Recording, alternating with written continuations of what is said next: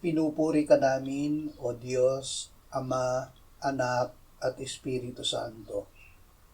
Salamat, Ama, na ibinigay mo sa amin si Jesus na iyong anak, na namatay para sa aming kasalanan, iyong muling binuhay, iniakyat at iniluklok sa iyong kanan sa langit.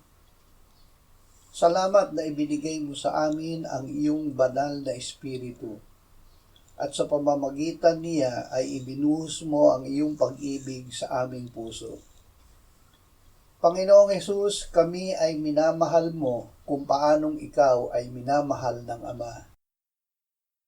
O banal na Espiritu, pag-alabin mo ang pag-ibig ng Diyos na inilagay mo sa aming puso upang maibig namin ang Diyos ng aming buong puso, kaluluwa, isipan at lakas, at maibig namin ang isa't isa.